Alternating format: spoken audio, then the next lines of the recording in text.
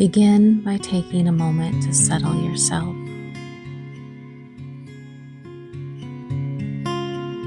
Find a comfortable position in your chair.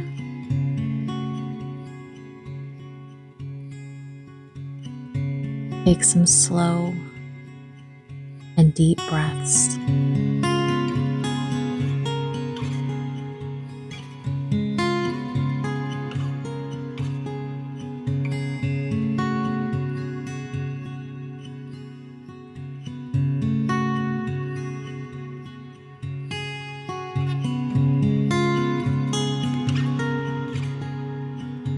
Let the tension in your body begin to soften.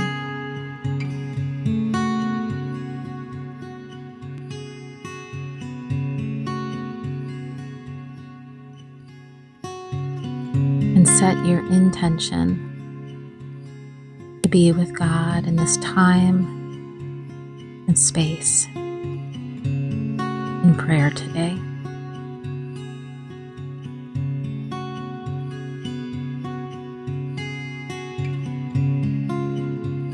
I'll be reading from Luke chapter 5, verses 17 through 26. This first time, I'm going to simply read through the passage, and I just want you to take it in. You don't have to notice anything in particular. Just listen.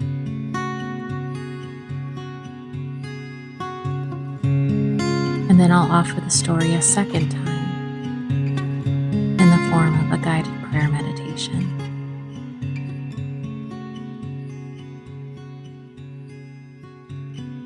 One day, as Jesus was teaching, Pharisees and teachers of the law who had come from every village of Galilee and Judea and Jerusalem were sitting there. And the power of the Lord was with him to heal. Some men came carrying a paralyzed man on a mat and tried to take him into the house to lay him before Jesus.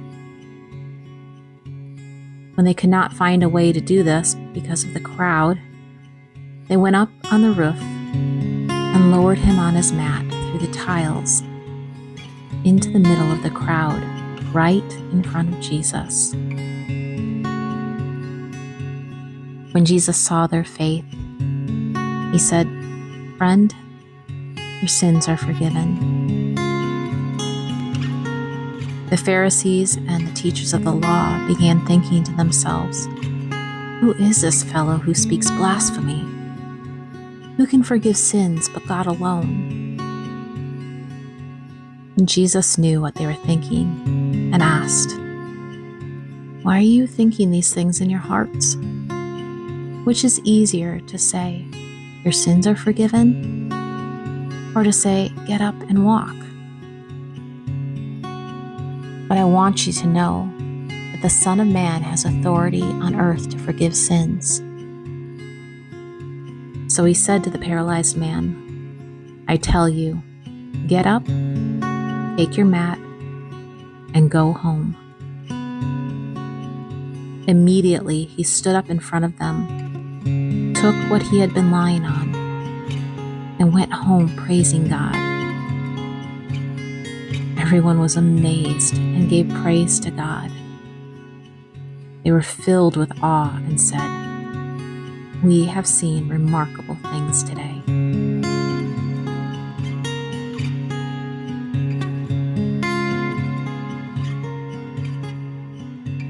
As we move into this prayer meditation, I invite you to either close your eyes or gaze softly downward. Become aware of God who is always present to you, looking upon you with love, and who desires to speak to your heart.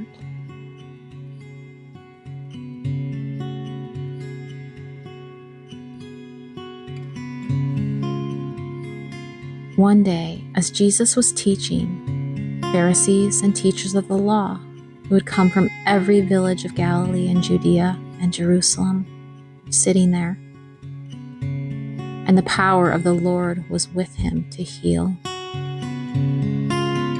Some men came carrying a paralyzed man on a mat and tried to take him into the house to lay him before Jesus.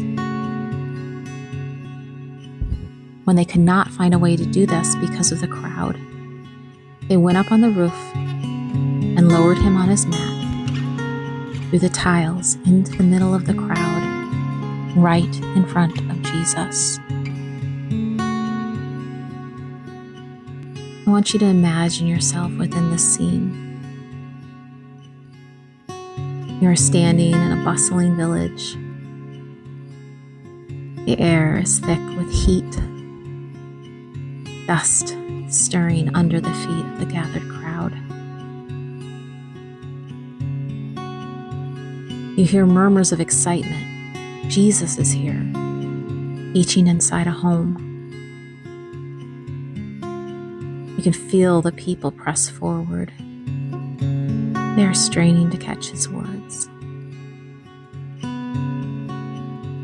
You push through the crowd, trying to see inside of the house, but the doorway is blocked. Every space is filled with eager listeners. But you can hear Jesus' voice. It's strong, calm, filled with wisdom and authority.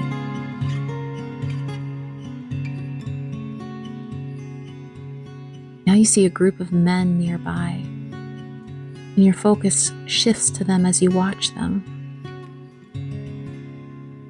They are carrying their paralyzed friend on a mat. You can see their faces are filled with determination. They try to enter the house, but there's no way through the dense crowd. You see them glancing at one another, wordlessly deciding there is another way. You decide to follow them as they move to the side of the house, lifting their friend up the narrow, sun-baked steps. The roof is made of hardened mud and straw, and the men begin to dig. Bits of dirt and clay crumble under their fingers. Inside, you can hear the crowd stirring. The dust is falling, and a small hole appears. Then it widens. Light streams through. People gasp as their hands tear through the ceiling, making space for something or someone to come through. Now you see the mat begin to lower. The paralyzed man, his face tense with uncertainty, descends into the midst of the crowd. The room is silent. Every eye is on Jesus. Jesus looks at the man, and then he looks up at the friends still on the roof, their faces filled with expectation and hope. He sees their faith. And then he turns to the man lying before him. His voice is tender, filled with something deeper than the man expected. Friend, your sins are forgiven.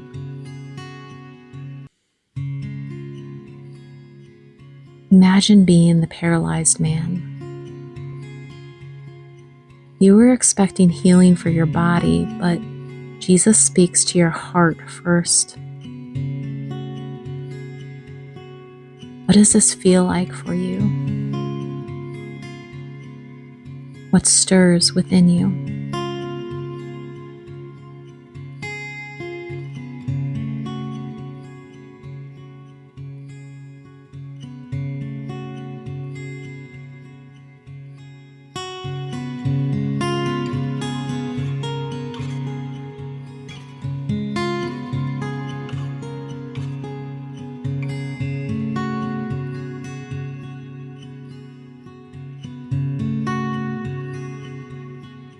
The Pharisees and the teachers of the law began thinking to themselves, "Who is this fellow who speaks blasphemy?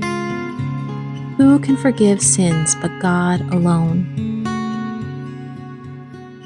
Jesus knew what they were thinking and asked, "Why are you thinking these things in your hearts? Which is easier, to say your sins are forgiven, or to say get up and walk?"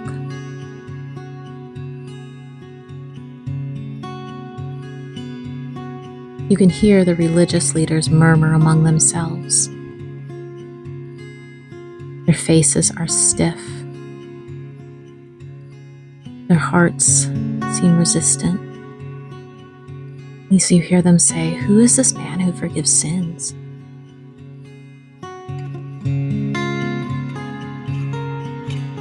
You hear as Jesus' voice cuts through their tension. Which is easier, to say your sins are forgiven, or to say get up and walk? There's a moment of silence. Then you watch as Jesus turns back to the man. His words are clear and strong. "I tell you, get up, take your mat, and go home." Try to imagine this moment.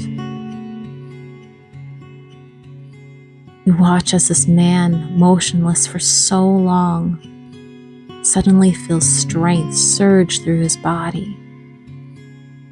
His legs, once useless,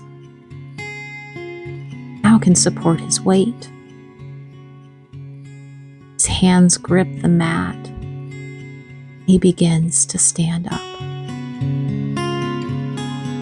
You hear the crowd gasping, and some cry out in wonder. For others, there is just silent awe. The once paralyzed man tries to take one step, succeeds, and so he tries another. His eyes are wide, his breath catching in his chest. Then his face breaks into joy. You watch as a tear goes down his cheek. He praises God, his voice full of gratitude and amazement.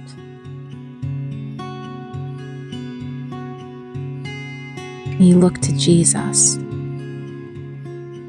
His expression is not surprised. It is knowing, full of deep delight. He has given this man more than physical healing today. He has made the man whole.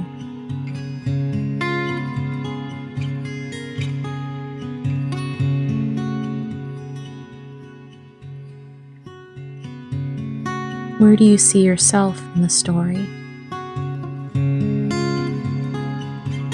Are you one of the crowd, watching in amazement, longing to experience the power of Jesus? Are you one of the friends, bringing another before Christ, full of faith and hopeful?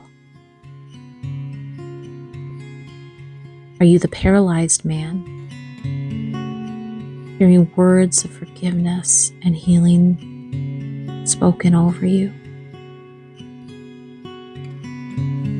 Or do you find yourself among the skeptical, struggling to comprehend what Jesus is doing?